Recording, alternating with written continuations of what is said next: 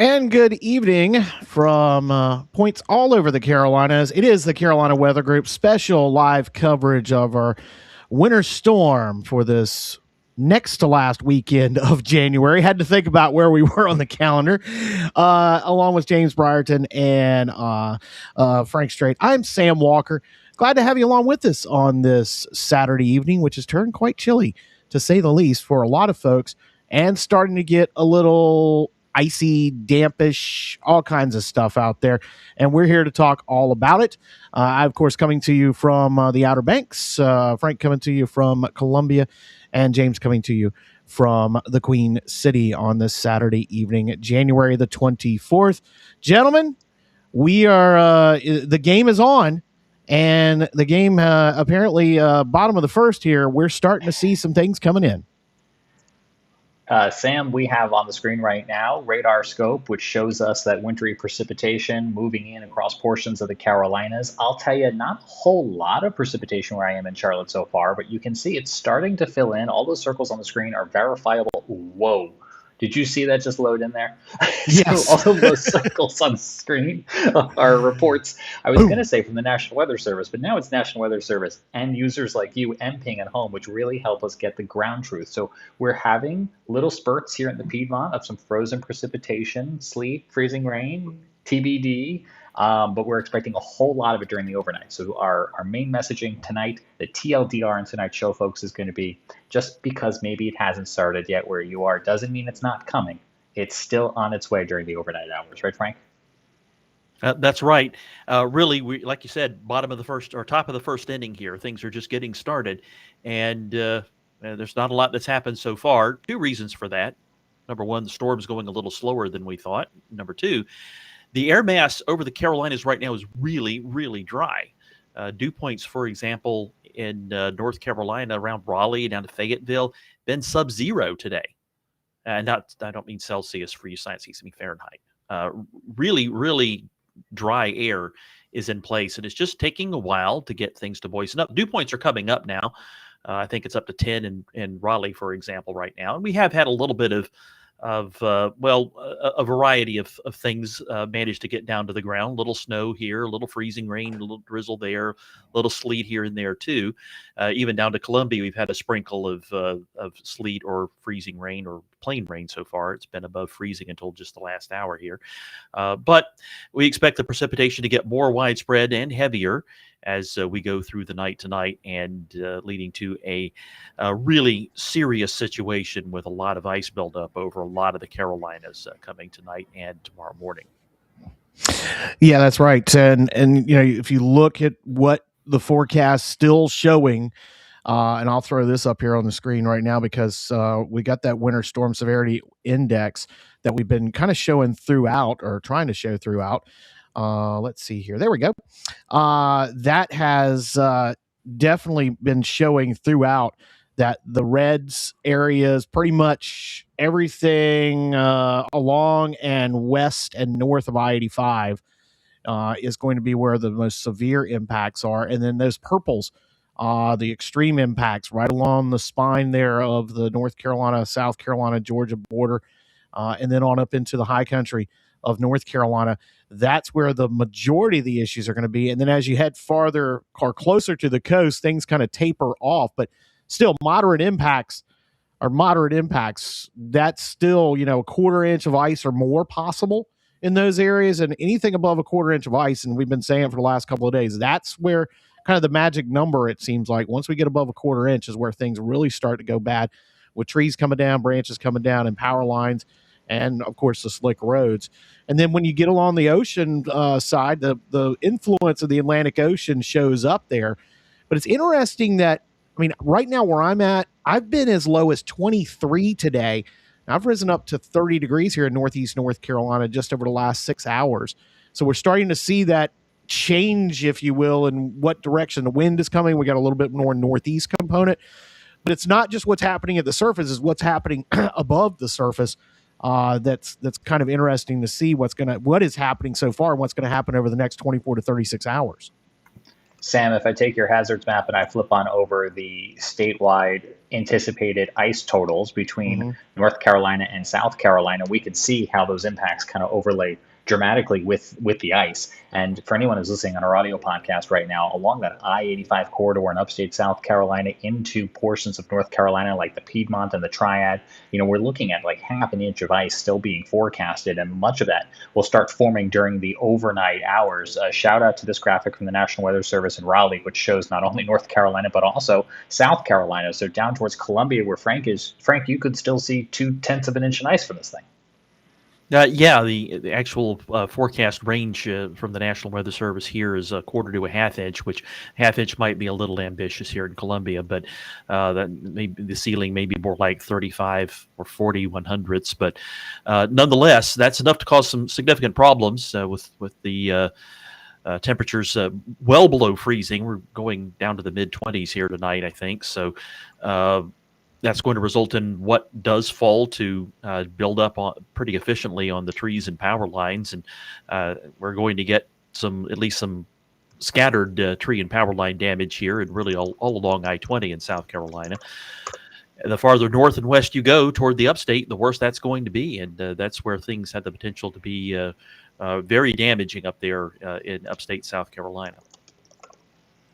Yeah, I would say I'm a little worried about upstate South Carolina. I'm a little worried about the Piedmont. Of course, western North Carolina, which we know with Helene saw trouble with its power. And, they've been working real hard to not only get power back on, but actually, build that grid back up to the integrity that it might need. Not to mention, this is just such a huge storm system. Looking right now at all of the alerts from the National Weather Service from Maine down the eastern seaboard, back beyond Texas into Arizona, there are some of those winter weather advisories. And those purple ones on the screen right now for Texas, Louisiana, Arkansas, Alabama, Mississippi, Georgia, Tennessee, South Carolina, North Carolina, that purple, those are ice warnings. Because again, if you haven't gotten the memo yet, the biggest threat we're going to have is that ice that Frank was just talking about. Quarter inch of ice or greater can already begin to cause power problems, not only tomorrow, but as we go through Monday and Tuesday. Because Sam, in all your updates, you've been talking about how frigid the air temperature is going to be even after the precipitation moves out.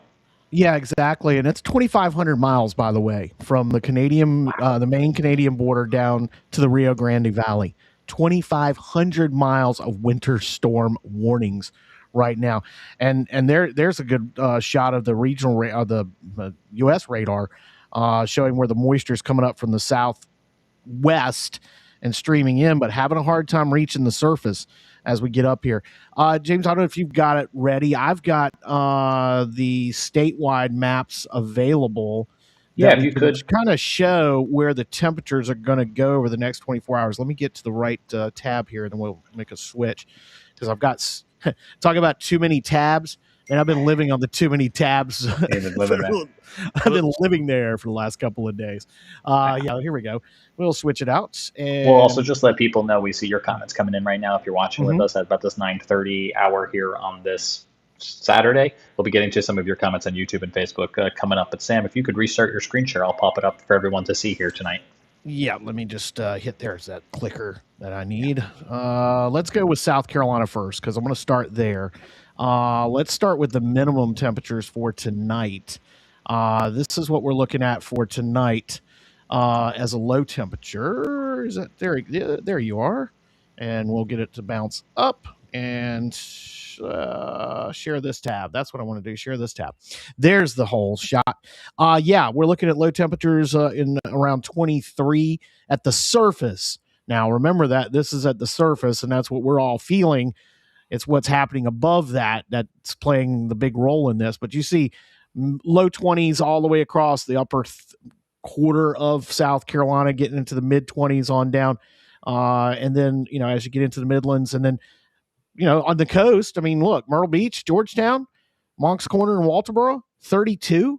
So they're right on that edge. And Scotty Powell was doing earlier this evening, he did his update on his local TV station down there. He was talking about how they're right on that edge Yeah. You know, Did you see the update from Scotty in our messaging here just a few minutes ago saying that he started to get some mixed precipitation reports, especially in that Conway area? right. Yeah, exactly. So they're seeing it down that way. But there's your low temperatures for tonight for South Carolina. I'm going to jump over to let me hit the max tomorrow because this is going to kind of show you exactly what tomorrow is going to be like. And that's why, man, look at that 61 in Charleston tomorrow. And then it's 31 in Spartanburg, a 30-degree difference in just one state. Crazy how things are going to change. It wouldn't surprise me if it got even warmer than that in parts of the Lowcountry tomorrow. I mean, Right. that's some really warm air down there in Florida, along the Gulf Coast. It was in the 80s in Florida today. Mm-hmm. And it's going to be that warm again down there tomorrow, and that's going to try and surge northward.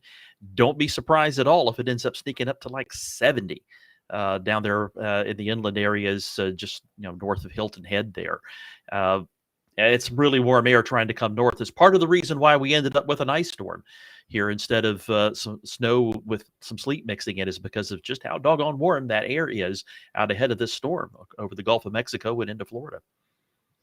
Exactly. I'm going to go ahead and switch us over to North Carolina because you can really see in the teens in Boone tonight. That's why, and I was looking at a traffic camera from US 421 going up one of the mountains there, one of the hills, and you can see a pretty good covering of snow on the ground up there tonight so far. But in the teens out here where I'm at, in the northeast corner of the state, 30 degrees, even down almost to freezing in Manio. And, you go on up to Kill Double Hills, Duck, Southern Shores, it might even get down to around freezing or stay. That's where the minimum's at. I'm pretty sure I've already hit my minimum. I talked about that, earlier, that we were at 23, 24 degrees earlier this afternoon. That's probably going to be my minimum temperature for today. This, of course, is for tomorrow. But yeah, look, I mean, it's 20s and 30s pretty much statewide in North Carolina, and even down in Wilmington, where we haven't really talked about any issues along the beaches there, or even up towards Jacksonville and New Bern. That the line, if you will, of where the freezing air is supposed to be and where the snow, sleet, rain, freezing rain mix line is just inland of there. That, at least the forecast have been that way. But it seems like the models, Frank, they've been maybe over. It would be correct to say they're underperforming or overperforming as far as goes with where our air temperatures should be right now. Right. The air mass is very dry again, and it's cold. And when you start putting precipitation into a dry air mass, you cool it by evaporational cooling, and that brings your temperature down even more. That's why one of the things I like to look at, where did I put the SPC mesoanalysis page in my screen share in the winter weather? Look at the surface wet bulb temperature, and that gives you an idea of what might happen if you bring a lot of precipitation into this dry air mass. Now, the scale here only goes down to 24. Once your wet bulb temperature gets down to that point, you pretty much know you're going to be sub-freezing at the surface. But look where the wet bulb temperature, the purple line is, that's the freezing line for wet bulb temperature. So all those areas, if you bring some precipitation in, you saturate the air, then your temperature goes down to about 32. Roughly where that purple line is, and of course north of that line it's even colder.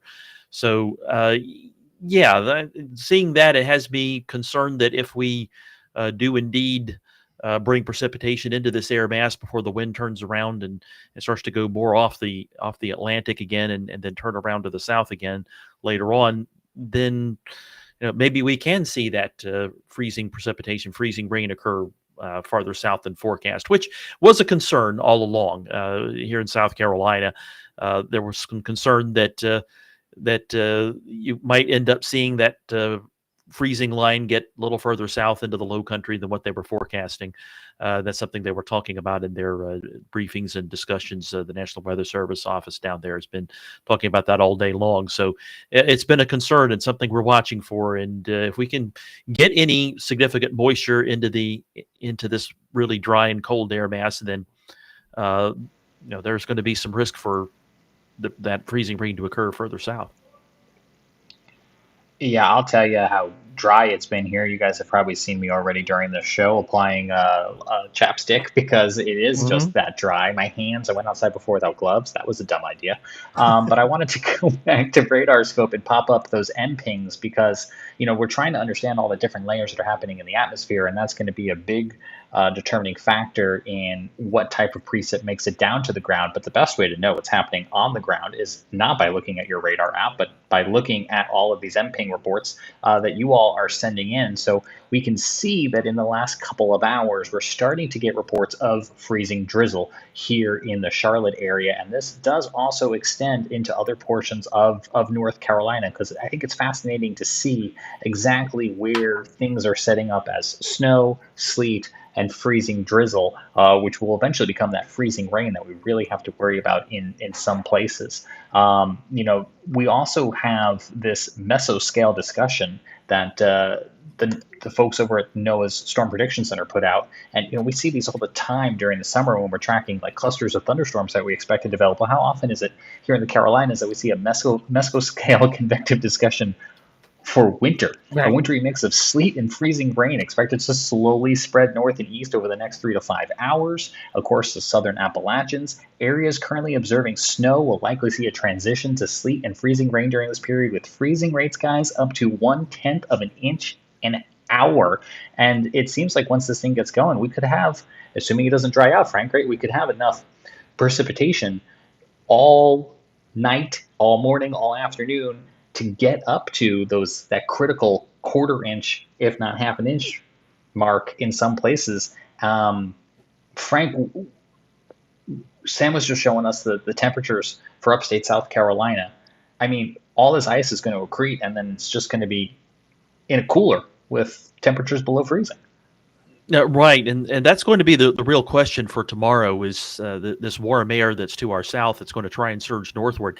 How well will it end up trying to scour out some of that cold, really cold air that's in place over the Carolinas?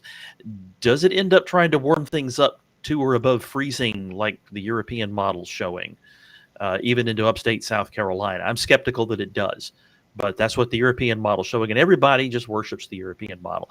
And no doubt about it that it's the best global model out there, but on the other hand, it does have its weaknesses. Later on, we'll try and talk about what comes after this storm, and I can talk about another weakness the European model has. But right now, while we're frying the bigger fish that we have to deal with right now, at least we hope this is the bigger fish. Yeah, that's going to be one of the questions tomorrow is how well this warm air that's trying to surge north scours out the cold air near the surface. It's going to ride up and over the cold air at the surface for the most part, and that's why we're getting so much precipitation. But if we manage to bring the temperatures up above freezing, say early in the day tomorrow around Columbia, that ends the risk down here. Maybe it sneaks up to 40 degrees tomorrow afternoon, and we end up with not a lot of precipitation. Maybe it ends up going to 70, like I said, in parts of the Lowcountry, and then when the cold front that trails our storm moves through tomorrow and cause thunderstorms, maybe they're severe.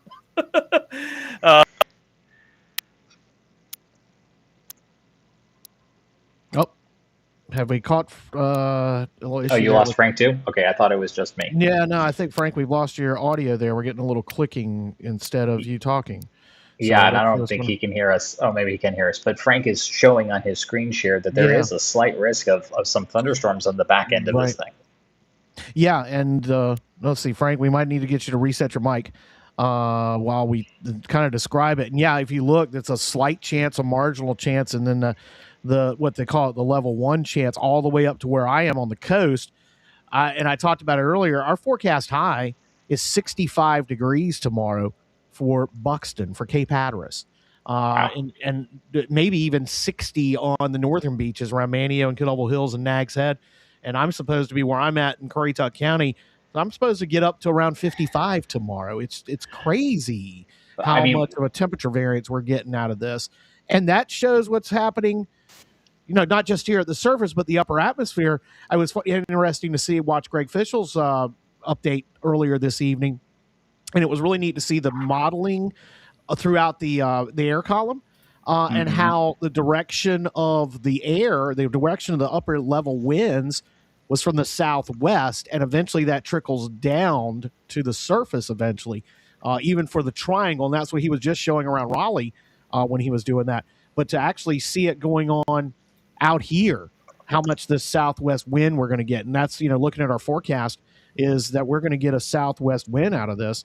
Let me see here. I'm going to try to stop sharing here. I'm going to try to share what I'm showing with that map that shows exactly what we're looking at here. We'll go back. Frank, you've got something back up? What I've got on the screen while you're working on pulling that up, Sam, is I just want to make sure that we kind of delineate between where we could see some of these thunderstorms and where we could see some of the warm air, and where we're still going to be in Arctic Armageddon. And so right here is the temperature profile for Charlotte tomorrow. Maybe we make it to 33 degrees come Monday, but the high temperature in Charlotte tomorrow is going to be below freezing. And I think we can really see that delineated when we look at the map of where those warnings are, right? So let me zoom the map in, because we saw some conversation, and I'm going to just bear with me here while I move it over. Why is it that northeast Georgia and western North Carolina, including Charlotte, and upstate South Carolina, including Asheville, Spartanburg, and Greenville, and I did throw Asheville in there even though they're in North Carolina, that's where the ice storm warnings are. But then Raleigh and Greensboro have a winter storm warning, and it's kind of because we're right there on the cusp between where we're going to have those freezing temperatures or not. And so, everybody in purple on the screen, you're probably not going to see warm air in a thunderstorm tomorrow. You're going to probably stay below freezing. And so everything that accretes is just going to sit there until Monday or Tuesday when we manage to get back up above freezing. But yeah, it's the tale of two different worlds, right? Because you guys along the coast there and far enough south, you guys could be talking about like storms and rain. Yeah, and that's all about the track of the center of the circulation with the Miller B is what this is. A Miller B, and it's kind of a classic Miller B, where we've got one low down, over the Gulf Coast, and one that's going to form right off of shore of me, and all depending on where they track is where the wind flow is. And if you look at that, the wind flow from this thing is going to be southwest out here, but then it's going to still be, even though it's in the upper atmosphere out of the southwest, down on the surface, the cold air is still entrenched down south. So it's going to be very, very crazy. The next 24 hours are going to be fun to watch. This is probably going to be one of those that's going to be taught meteorology classes for years, to try and describe a Miller B, and also, just a general ice storm for the mid-Atlantic and the southeast. Checking. Check. Yeah, there we are. He's back. He's back, and he can give the I unplugged it and plugged it back in, and that seemed to thing. Works every time. It works every time. Am I right, Frank? Did I say things right there? Go ahead, James. You had something. I was going to ask Frank. He's got the SPC Day 2 outlook, which is Monday for that marginal and slight. Does that continue into Day 3? Does that risk move east? Yeah, let me zoom in on that a little bit. Okay, so this is zoomed in on South Carolina here. This does not continue into Day 3. This activity should act. The concern for if it were to happen along the Carolina coast, it would be Sunday night. That's when this not quite Monday. So I misspoke. Would reach the warmer air that's likely going to filter into the Carolina coastal plain tomorrow night or during the day tomorrow. So that's when the threat would be if it was going to happen. Currently, the SPC, they have it confined to Georgia, Alabama, and Florida. But again, we'll have to watch it tomorrow. If that warmer air, if it does end up trying to go to the 70s into the South Carolina Lowcountry, then that concern would have to be expanded northeastward. We're taking some of your comments that are coming into us right now, letting us know what it is that you are seeing. Please keep those coming. We'll talk in a minute about how you can submit mPing reports, a couple other things we're hearing. And this is a reality too, right? As people are thinking about different modes of transportation, we're hearing that there's a Norfolk Southern freight train that is just stalled on a hill near Cary and Morrisville on that main line that Amtrak also uses. No. So, a lot of people had flights canceled. A lot of people got off the road. Some people might be trying to use trains to get around, but they're going to run into the same problems the rest of us are going to run into, which is that things are going to get cold, things are going to get icy, and you're going to have a hard time with momentum getting up a hill, and you're going to have a hard time with braking coming down a hill. Yeah, definitely. I see one of our commenters saying that they're having sleet and freezing rain, and the roads have gotten bad in Siler City and Liberty. So that's right outside the triangle. And then that comment above, hit that one, because the one above from Woozy, nothing in Garner. I mean, we're talking about one side of the triangle to the other, a totally different story right now. That's how this thing, we've talked about it, that there's going to be a transition line. It's where that transition line sets up. But you're talking about the travel, Southwest and United canceled all their flights after basically they were going to shut operations down at RDU between 2 and 3 today. My wife actually and daughter just flew out of RDU about 8 o'clock on an Iceland Air flight to go east, north and then east. But they were able to get out. But they said they were in and out of security in less than 5 minutes, even on a Saturday evening.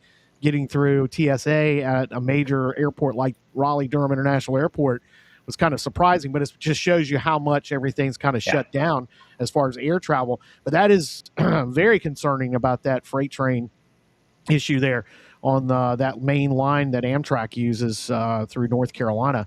That's going to have a trickle-down effect, not just here. And we're seeing the trickle-down effect from the Northeast of what's going to happen up there. We haven't even talked or mentioned that.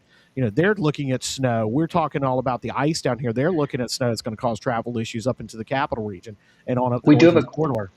We do have a question from somebody who's watching us right now on our Carolina WeatherNet, which provides nonstop access on YouTube to live regional weather conditions across the Carolinas. And that question is, are we going to see any snow here in the Carolinas? Some of you might see some snow, and that maybe the biggest snow amounts maybe be 2 inches closer to Virginia. But the thread is ice. The thread is compounded by ice. And I know it's hard to, 1 inch of snow and 1/4 inch of ice, they're not the same. It's not apples to apples at all. And so that's why we're talking so much about ice. If you get some snowflakes, it's going to look real pretty for a couple minutes, but the ice is where the problem is going to be. And if that ice sticks around, that is all that extra weight on power lines and trees. There are questions right now. What do you think about school and work on Monday? What do you think about school and work on Tuesday? We can predict the weather. It's hard to predict people.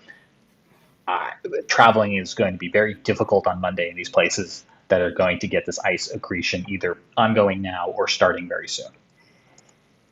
Yeah, definitely. And, if you think about this, talking about everybody asking what's going to happen Monday or Tuesday, we've looked ahead at the temperatures that are forecast right now. Well, look, the temperatures we were forecasting was being forecast for right now 2 days ago are a few degrees lower than we expected. So there's still a lot of question marks of what's going to happen after this system gets out of here. Are we going to see this deep freeze? How long is that deep freeze going to last? It seems like it's going to, but it's really tough to make those calls, and everybody's asking on a Saturday night. Tomorrow is when everybody's going to make their decision, folks. You'll know by dinner time tomorrow what everybody's doing on Monday. I can guarantee you. In areas that see ice, in areas that see snow, or in areas like mine, they're going to see a Slurpee thrown out there on the highway. That's kind of where we're at this point on a Saturday night, trying to look ahead to all those types of decisions are going to be made 24 hours from now. Since our show has started, I'm keeping a close eye on Drive NC, which is the Department of North Carolina Transportation's access for traffic cameras, and I've seen numerous crashes pop up in at least the last 30 minutes. The newest one is on I-40 in Orange County. Hopefully you guys are just where you need to be as this storm is now in the area. We've already pushed beyond the times at which we were like, time to now shelter in place. And hopefully you have all your storm supplies. The grocery stores around here in Charlotte closed a couple hours ago to get their employees home. And so hopefully you've had a chance to kind of hunker down and just kind of hang out with us here on YouTube and just kind of be ready to be there for the next 24 to 36 hours if you're in the ice zone. Frank, you've got some radar up right now. I think it has those mPing reports, and we need to tell people how to get in on all the mPing fun.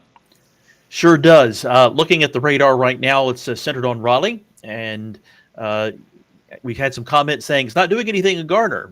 Meanwhile, just the other side of Raleigh, there's some action, and the radar shows that pretty well.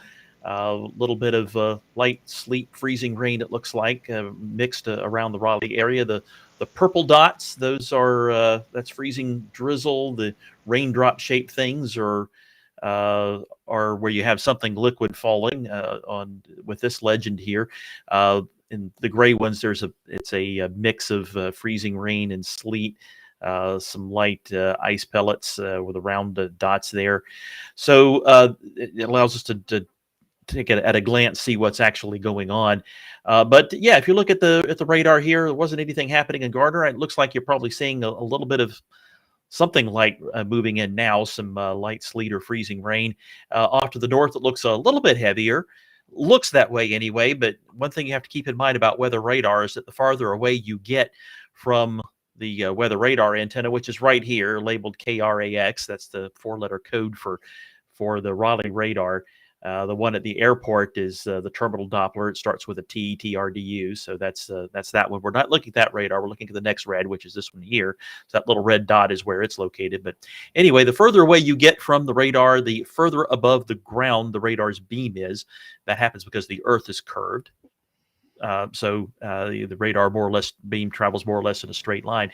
So the further away it gets from the radar antenna, the higher above the ground it is, and the more likely it is to intersect precipitation when the air mass is so dry, because when you have moisture falling into dry air from above, it evaporates as it gets close to, and so there becomes less and less, and sometimes nothing reaches the ground, which may be the case in some areas south and east of Raleigh right now. But off to the north, maybe the precipitation is a little heavier along the Virginia line, or maybe it's just that the radar beam is further up above the ground and able to see precipitation that's actually occurring higher up, but isn't occurring so much close to the ground. Can't really sure unless we have the mPing reports to tell us what's going on. Mm-hmm. There's a snowflake up there, just north of Henderson, there in Vance County, just south of the Virginia line there. So there is some snow occurring along the North Carolina-Virginia line. Now, to talk more about mPing, there's the website for mPing, mping.nssl.noaa.gov. mPing is a way for you to use your cell phone to report what you're seeing at the ground, because with weather radar, sometimes we have a pretty good idea of what's happening at the ground. If it's 70 degrees and there's a little blob over you, well, it's probably just some light to moderate rain, a little shower moving through. If it's a yellow or red blob, then it's probably a thunderstorm with some heavy rain. We know that. But this time of year, things are a little bit more in question. Just because there's precipitation showing up, it may be light, it may be happening far away from the radar's antenna, it may be happening aloft, but not reaching the ground. Using mPing, you can tell us that it's reaching the ground. You can tell us what's reaching the ground, because we may not know for sure whether it's sleet or freezing rain. We may not know for sure whether it's snow or sleet. We may not know what the precipitation type is.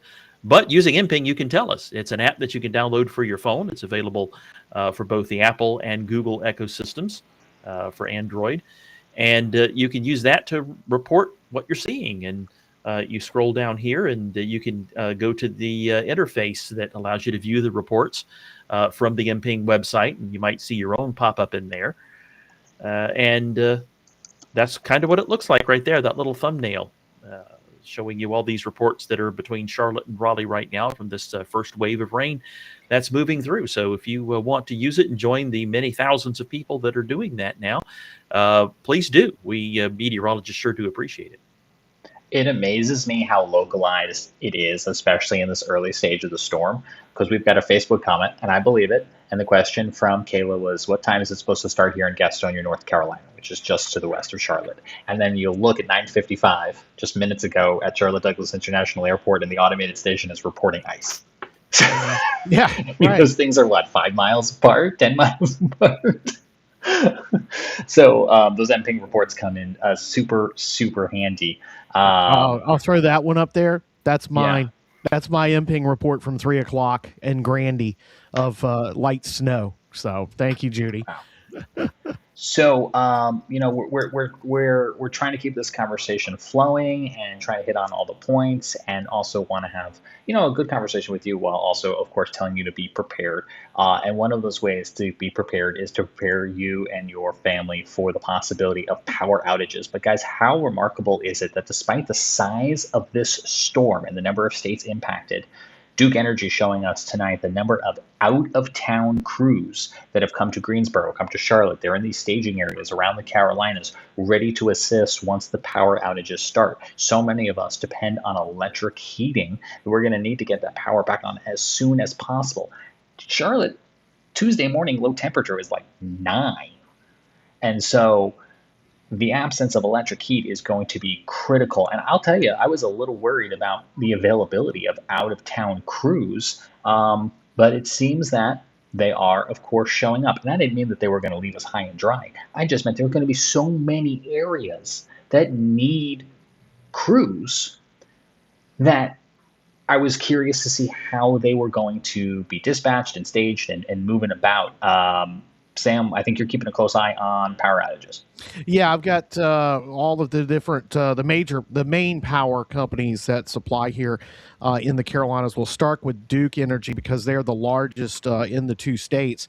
Not a lot to report on so far tonight. 156 around the Triad. That's one that's been around pretty much the last couple hours, so probably not storm related, because that out there is what this is the first time we've seen around the Triangle. 151. That's an increase over the last 2 hours, and just 62 in Charlotte, 68 down there west, northwest of Columbia. Frank, you might want to help me out on where that is. Because that looks like the Greenwood area. It is, yeah, just outside of Greenwood. In fact, so zoom down on that, and then you only see one, out in the western parts of North Carolina at this point. So right now, power's holding well. Kind of the same thing for Dominion. I'll start in South Carolina, where in their service territory, 3 outages. Again, not much to report as of Soak it in while we can. Right, exactly. And 0 in the North Carolina section for Dominion Power here in the Northeast. Not an outage. We had 1 outage earlier today at about 1,200 customers out on the Outer Banks. That was somebody, contractor, knocked down 2 poles around midday to morning this morning when it was 25 degrees. So not a good one. And then if you go up into Dominion service territory up in the Southeast Virginia and Central Virginia and on up towards D.C., I mean, what, 26, 28, 30, 31? And now, of course, these numbers do not reflect what the co-ops, so many of our areas here in North and South Carolina are serviced by electric membership cooperatives. They have their own reporting system, and there's so many of them we could go through and show them, but it would take an hour to show all of them. They're going to be probably working as hard as they can at the same time. I can tell you, like here on the Outer Banks, Cape Hatteras Electric Cooperative, they've sent a crew west to help with one of the co-ops. I believe maybe it's one of the ones around Edgecombe County. We saw yesterday a whole convoy of Duke Energy trucks coming from Florida. As many times as we've sent crews to Florida for hurricane restoration over the last couple of years, this is when they return the favor. You're going to see, Duke Energy trucks. You're going to see contractors. There's quite a few contractors around the country who do nothing but storm recovery for the electric, for the power companies. Lee is one of them here that's based in North Carolina in Sanford. But there are several of those around the country that basically they rove all over the country. When there's a weather disaster, a pending weather disaster, they show up. So you're going to see trucks from all over the United States out here for this one.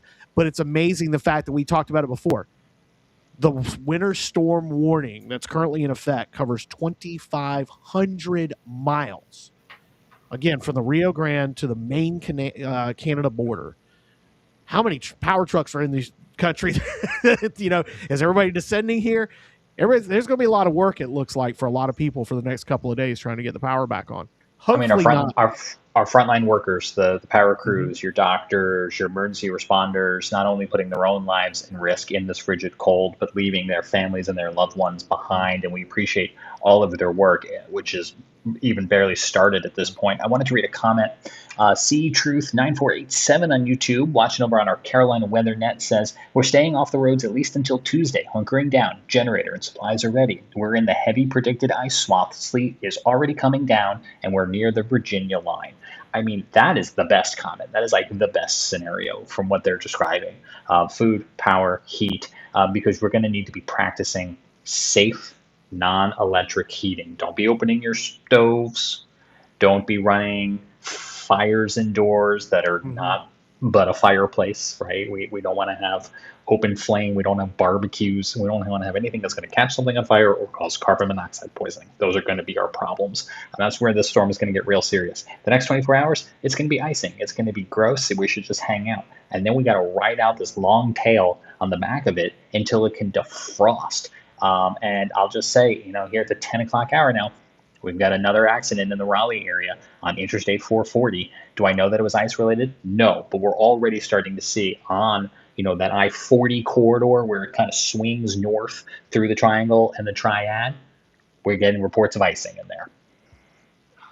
Yep, and that's probably going to be going up as we go through the overnight hours of folks that had to be out. There's people that had to go to work today and they didn't close up early like some places did. They had to get home afterwards. So hopefully everybody makes it safe home after this, tonight, and gets where they need to be, and don't be heading out if you've got ice, or even if you don't see ice where you are. Just like we've talked about, how many places have we said? I mean, go back to our comments earlier. It wasn't doing anything in Garner, and the roads are covered in Siler City. That's what, 30 miles? I mean, that shows you how fast this transitions. So, we got to keep that in mind as well. Yeah. Is it worth us trying to put up a future cast? Is there one that we feel is doing an okay job with temperatures and precipitation, Frank? I don't know.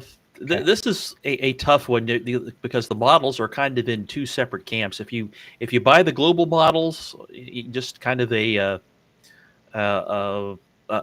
mean of them, you find them bringing that warm air in aloft and making everything freezing rain or plain rain in South Carolina, and making it mostly freezing rain in North Carolina. And then if you look at the 3 kilometer NAM, for example, it shows a lot of sleet falling all the way down to upstate South Carolina. Being the higher resolution model, it's got a chance of being right.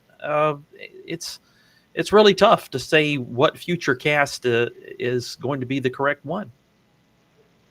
I'll be honest, and thank you for that explanation, because, I'm looking at one of the future casts right now, right? Because I'm looking at what I have on screen in terms of radar, and I'm like, man, that just seems so dry across Charlotte and upstate South Carolina. Like, we keep talking about how dry this air is right now. Like, where is this thing? But I think by the time we get up in the morning, we're going to be like, oh, there it is. It's here now. Because, I think like so. You said, it's moving slower than maybe we anticipated this morning, yesterday, or the day before. And for a number of people, you're going to be waking up tomorrow morning, 7:15, 7:30, 8 o'clock, whatever, and you're going to be wondering, why is it 52 degrees in my bedroom? Oh, I don't have power. Yeah. Oh, no. Right. Yeah, that's a distinct possibility for a lot of people. Yeah. I feel like we've hit on a lot of things here tonight, and we're going to try to provide you updates as best as we can. One of the benefits for us, right, being spread out across the Carolinas, means that when I inevitably lose power here in Charlotte, these guys will be along to update you on what's happening. So we hope that you stay with us, because we are just now in the very beginning of this scenario, and I think there's still a lot to play out in terms of icing, how much power, and what the schools and what work decides to do on Monday. I can answer one of those questions because I can tell you that tonight we learned that the Rock Hill School District in South Carolina is going to be virtual for an e-learning day on Monday, January the 26th. And that means everyone stays home. All the buildings are closed. Our families and staff will receive additional information shortly I think some schools anticipated that this was going to be the likely scenario and sent kids home either with iPads or Chromebooks or paper packets to complete for their virtual learning on Monday. I feel like we could probably do a whole rant on whatever happened to snow days, but lo and behold, the kids in Rock Hill and the teachers and the staff in Rock Hill won't have to try to venture out on Monday, and that's good news. Yeah. On the other hand, some of them may not have power at an internet connection Monday morning. This is very true. That's right. Even Tuesday, so may not be a whole lot of e-learning getting done, but that's the plan anyway, is to do e-learning, so at least you don't have to go on the ice-covered roads to get to school. Right. So go ahead, Sam. I was going to mention, and then there was a couple more comments asking, what's going to happen, and back on Thursday. I'll throw this one up here. Joyous has a good point. What happened? Why have we not gotten anything yet when it's supposed to start at 5 p.m.? And we just mentioned a moment ago, it's just slowed down. It's just slower than what the forecast models were thinking when we were back to Thursday. Were we Thursday where we were still getting a foot of snow here, or was that Wednesday? I think it was Wednesday. I think it was earlier Tuesday, than that. Yeah, Tuesday. Tuesday was the foot of Tuesday was the foot of snow, right? So, and to be clear, I don't know that a forecast was calling for snow on Tuesday in the amounts of foot. And by a forecast, I'm talking about a human. I'm not talking about your Apple app. I'm not talking about a computer model. I'm not talking about that guy who has that Facebook page you'd like to follow. I'm just talking about computer models who were looking at the raw data. Then what happened on Wednesday is they sent the hurricane hunters, the airplanes that fly through the hurricanes, actually into the developing low pressure off the California coast, which helped give us a sense of where the storm was, how strong it was, what direction moving.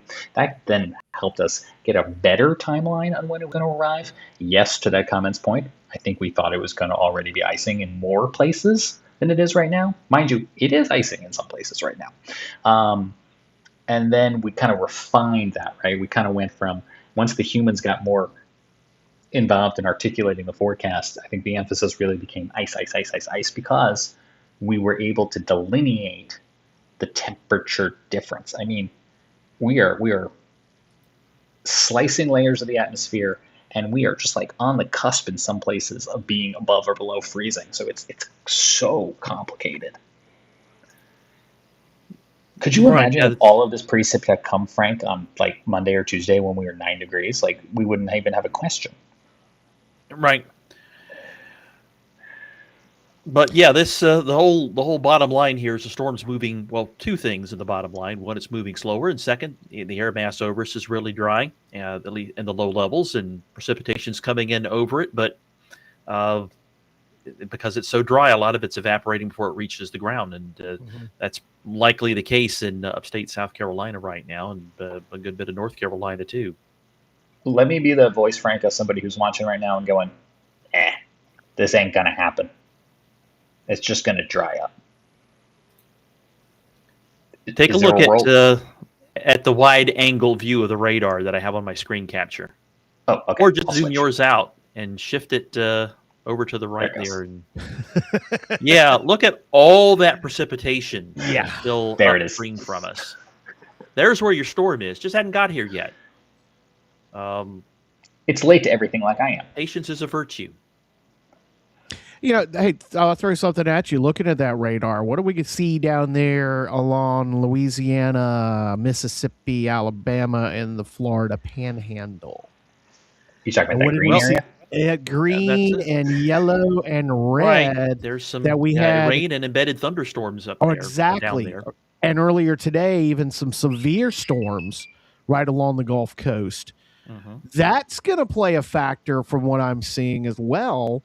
What we may see 24 hours from now, 12 hours from now, 6 hours from now. Because isn't that pulling a little bit of the energy out that's supposed to be flowing our way? Yeah, that happens sometimes. Sometimes the moisture just gets all gobbled up by thunderstorms that are occurring down along the Gulf Coast. If that happens, then maybe we don't get as much precipitation here. It's happened before. Could happen again. Yeah. Yep, it could. And we talked about it earlier in the show. If you weren't with us, if you're just joining us now, the potential for some possible thunderstorms making their way out to the coast tomorrow. So a lot to be doing. But it's crazy. I mean, look at that. There is literally precipitation in El Paso from this single storm system. Oh, it's all the way back in Phoenix. No, yeah, right. Okay, yeah. If you wanted to blow it even farther out, yeah, it's all the way back in Phoenix. That's a lot of territory that moisture is going to cover again between now and this time tomorrow night and Monday morning. So that's why we're, it's a little bit later than we expected, but it's coming. Jake's question on Facebook: are we still expecting the same high totals? I don't know where we are, and high, I think he means like the total amount of accumulation or accretion. I mean, I'll tell you, like where I am in Charlotte, and I think I can speak for upstate South Carolina, that I-85 corridor, I'm still planning for half an inch. And you know what? If we luck out and it's only 4/10 of an inch because we missed out on a couple of hours of icing on this Saturday night, great. But yes, I am still anticipating significant icing, because whether it's half an inch or 4/10, anything above 2/10 starts causing power problems. So at some point, I'm going to stop personally splitting hairs, and I'm just going to know that we're in that category where power outages are going to be a problem. That we have so much margin beyond a 1/4 inch in some places that I think whether we get to those astronomical highs of 1 inch of ice that have been floated around from time to time, or we just get to half an inch, yeah, those numbers would be different statistically, but I think the impacts are going to be the same. Yeah. This is crazy. It's now, Jake, this is crazy. This is crazy. Jake says he's in Orange County. That Raleigh area, it could be a little split between ice, snow, and maybe rain. So maybe the confidence there is lower than where I am. I'm still 100% in storm mode here in Charlotte. I have not let up on anything. Oh, you talked about that crash that's in Orange County, and he's saying up around Bahama. Yes, I know how to say it, guys. Bahama, that in northern Orange County, that it's, there's some ice up that way pretty hard right now, or a little earlier. So, and that kind of corresponds with where James mentioned we saw that initial crash on I-40 coming out of Chapel Hill. Chapel Hill and the 85 interchange.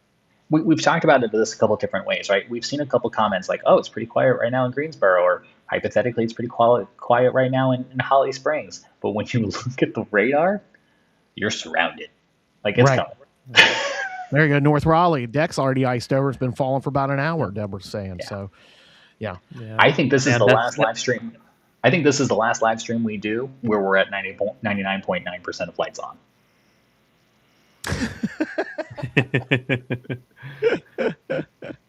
I think by maybe not by Sunday morning, but I think by the time if we come back here in 24 hours on Sunday night, I think we're going to be in a whole different world. Yeah, those maps are going to be they're going to be triple digits, quadruple digits, maybe in quintuple digits by the time we're back on tomorrow night. So yeah. Anything else we need to cover, gentlemen, before we wrap up? Yeah. Do we? I know it's not something we really want to do because we don't really want to, because it's what might happen next after this storm. Yeah. And it's a long way out, but people are buzzing about it because people look at models and they think, oh, look what the models are showing. It's going to snow 14 inches in Rock Hill next Saturday, and it's going to snow 30 inches in Boone. And then they look at the 18Z run. Oh, it's going to snow 14 inches in Florence. And they look at the next 0Z run. Oh, it's going to snow 24 inches in Rocky Mount. Did we not just talk about how 6 days ago we thought it was going to be Snowmageddon today? Right. And we're in a situation, but it's not Snowmageddon, it's Ice-mageddon. Yeah. So I don't know that I can put much let's just rip off Band-Aid, start looking at the models. Frank, pause about what might happen. Pause for just a second. You're talking about a week from now, right? Exactly. We're talking about a week from now. Okay, but why am I seeing on my National Weather Service official forecast for Kill Noble Hills, North Carolina on Thursday a chance of snow? I was going to get to that. Okay, let's go. I'm going to get to that too. All right. Because it's not just what's happening a week from now. There's also this little thing that's going to come through at the middle of the week. Okay. All right. Okay. Well, let me well, I guess I have to show both models. So let's get the 12Z run here, so we're comparing apples to apples between the All right. GFS and Euro. Okay, big blob of junk going on right now. We've already talked about that. We've burned things up. By the way, notice Monday, all these isobars that are packed close together are going to be windy. Starting tomorrow night, going through Monday, it's going to be pretty windy. It's going to be gusting 30 miles an hour, maybe 35, even maybe 40 in a few places. That's with all this ice on the trees. So that's going to be exacerbating the problems we have with trees and power lines, because we're stressing the trees out a little bit more by shaking them with all this wind. I mean, ordinarily it's windy, but it's not going to not going to really bother us that much. But when you have a half inch or so of ice on the trees and power lines, shaking them even further stresses them even more. So that's going to be a problem. But things settle down Monday night. Monday night it's going to be real cold. Tuesday morning, a little bit encouraged by some packing of the isobars here, at least on the GFS. Oh, wait a minute, that's Wednesday. The back up to 12Z Tuesday. But anyway, we don't have high pressure directly overhead. It's still apparently going to be back in Texas. So with a little bit of wind blowing, that keeps it from getting as cold. So maybe it only gets down to 10 instead of 5. Still going to be really cold. And then there'll be some wind chills that'll be close to 0 Tuesday morning. So that's the next thing we deal with behind the storm. And then behind that, slightly milder, but still colder than average. And then there's this little Alberta Clipper system that comes through Wednesday night into Thursday and it kind of blows up offshore. The GFS doesn't really show much happening. The 12Z run did. The 18Z had a little bit more. Now the Euro here, let me back that up to the Thursday. It shows something a little bit more impressive with some more flurries in Virginia and North Carolina there. So don't be surprised if there's a little light snow event. Sometimes the global models do understate what might happen with precipitation in the long range. So we'll be watching that maybe there's a minor event here Wednesday night or early Thursday in parts of the Carolinas. Looks like more of a concern for North Carolina than South Carolina, but that trough wouldn't have to dig much deeper than the models are showing for there to be something into South Carolina too. So we'll be keeping an eye on that. Anyway, that Alberta Clipper leads fresh cold air into the southeast, and then we have to watch out for what might happen behind it. And the Euro says, nothing to worry about. GFS, on the other hand, the 12Z run kind of lost it too. 18Z run, however, does have it, and there's a little snow there in Virginia, or in Georgia, and coastal South Carolina. Then it goes offshore. So that's what the models are showing now. But remember how pretty much every storm we've seen, and especially this one we had, ended up tracking further north than what the model showed 5 to 7 days out. So that's probably going to be the error that the GFS is in right now, probably too far south. And the European model, it has its issues too. This is a storm. The potential weekend storm is one that comes from the Pacific and takes the low road across the country. The Euro is notorious for making things hang around back here over the southwestern U.S. too long. So it's entirely possible that we end up with something more substantial next weekend. And not only that, let's look at our friend, the teleconnections. First, the North Atlantic Oscillation, which is kind of a measure of blocking over the Atlantic, the North Atlantic up toward Greenland and Iceland. When it's negative, you tend to have a trough over the eastern part of the U.S. Hey, look, it looks like it's going to be negative until further notice. Then there's the Pacific North American teleconnection, which there's a lot more to it than this. But for our purposes, let's think about this as a measure of there being a big ridge out west and a trough over the southeastern U.S. When the PNA is positive, that's what you have, is that ridge over the west and a trough over the southeastern states. Well, look, it not only is going to be positive, it's going to be strongly positive, 2 to 3 standard deviations. I think those are standard deviations there. So we have the negative NAO, positive PNA pattern coming up, and those of you who follow this and dig the jive here, you understand that means potential stormy setup along the U.S. East Coast because you have a ridge out west, which helps to cause cross polar flow, and pulling cold air in from Alaska and northern Canada over to the eastern part of the country. And then the storm track typically is one where the storm comes across the Gulf of Mexico and then turns up the East Coast. So that's what we're going to be watching for in the long range, even though the models aren't showing it right now. They actually have been showing something like that happen intermittently over the last few days. And so that's why there's a buzz, because number one, it fits the weather pattern that's going to be in place. And number two, some of the models have, at least at times, been showing it. And when they're not showing, the models aren't showing it, it looks like they're succumbing to their usual errors, their usual biases. So the concern's there, but there's a favorable pattern. That does not mean it's going to happen. It just means there's the potentials there. One of the things I like to look at are the ensembles for this. And we'll look at the GEFS snow plots here. Now, you'll see a lot of blob of snow off toward north. That's from the storm that we're dealing with right now. But notice that some of these ensemble members from the GFS, there's 30, and then you count the GFS too. So the GEFS ensemble has 31 members. But here's the other members, the ensembles. And by the way, to remind you what ensembles are, that's the GEFS is essentially the GFS, and then the rest of the ensembles are slight variations in the input to the model, 30 different variations of slight changes to the input to give you an idea of what the range of possibilities are and how well the model is predicting it. If all the ensemble members are showing a similar solution, then you probably have a pretty good prediction from the ensemble mean or from the GFS, in this particular case, the main model. But as you can see, there are a lot of differences here. This goes out all the way out to the end of the run. So the models, the ensemble members where we have some snow in the Carolinas, number 1 does, number 16 does, number 17 has a good bit in Western Carolinas and along the Virginia line. Number 13 has some in North Carolina. Big monster storm on number 18. A good bit of snow on 28, a little bit on 14, a good one on 9 there. Look at how crazy this is along the Gulf Coast on number 24. Yeah, it's going into the purple. It's like 40 inches.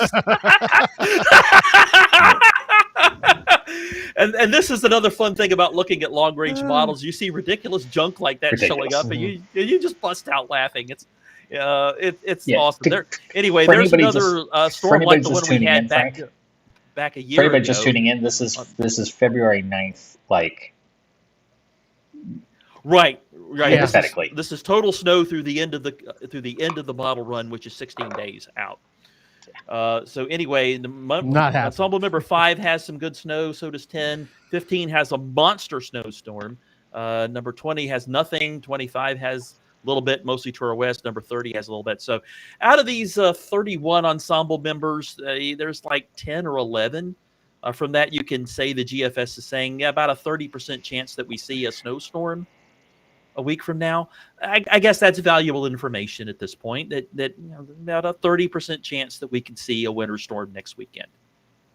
My concern back in reality would be that if we're still recovering from power outages and depleting storm supplies and infrastructure issues from this storm, that whatever comes next week is going to be amplified in terms of impacts. What we're going to feel absolutely more. Mm-hmm. Absolutely. Yeah. It's kind of like the last thing we would need is another major winter storm next weekend. So, but the thing is, with that potential storm track, it would probably mostly be snow or rain. I mean, not much in the way of ice. Probably. It looks more like a Miller A setup, but not to trigger anybody. We're talking about what's happening 7 days from now. Yeah. It looked more like a Miller A setup for this storm 7 days ago. Now it turned out to be more of Miller B with ice. What I will say is we have lots of new viewers who have just found us since like Wednesday. And so we're here every Wednesday night at 9 o'clock, nerding out about weather, science, and technology and more. And as you can see, it's Saturday night. So we're here extra when stuff warrants. So we will certainly keep a close eye on that, because I wouldn't want that to come to fruition, would be my preference. Yeah.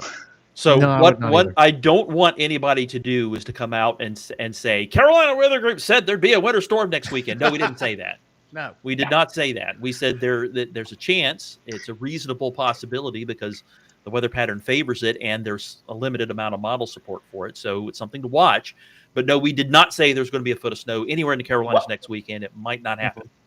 Do you know what it reminds me of? And I don't mean this like insensitively. I don't mean to trigger anybody. But after Helene, there was a lot of rumors about a second hurricane.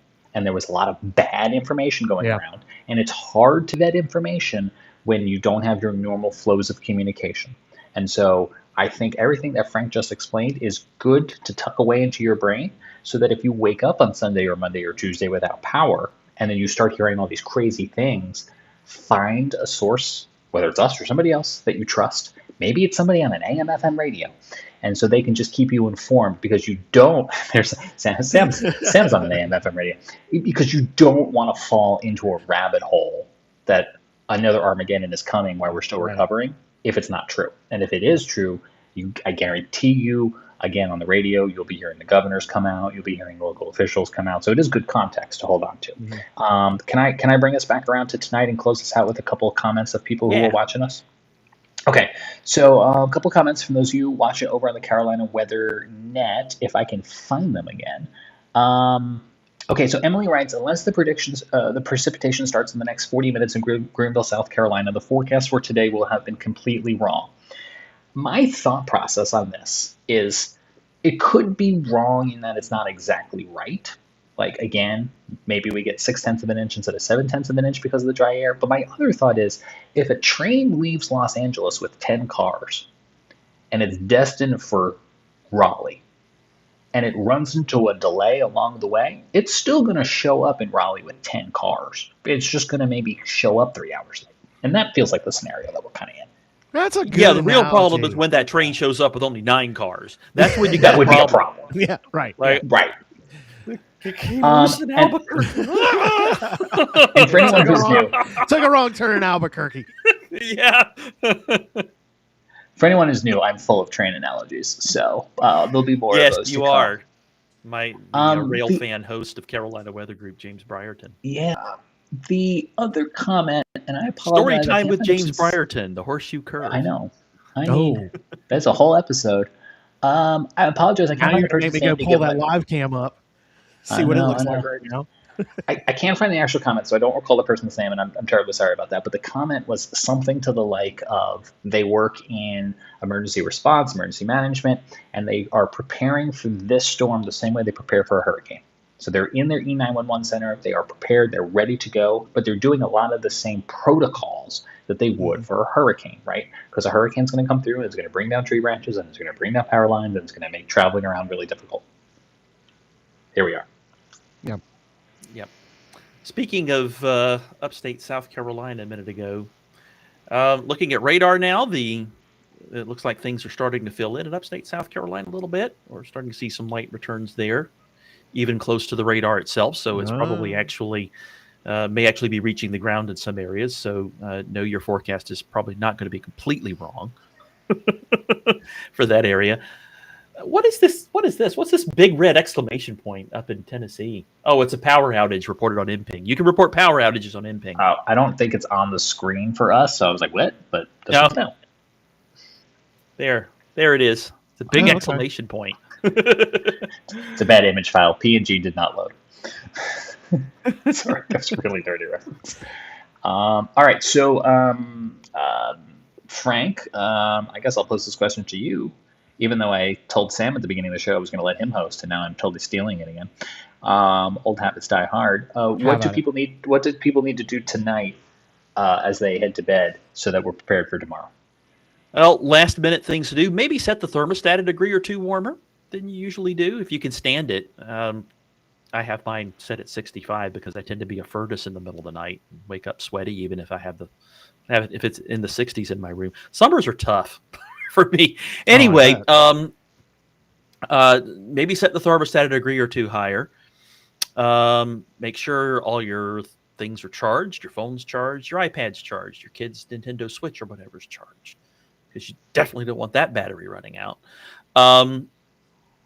Anything else? Your battery pack. That solar-powered battery pack that you have that you spent $600 for and thought, hey, I'm going to run my blow dryer with it. No, you're not.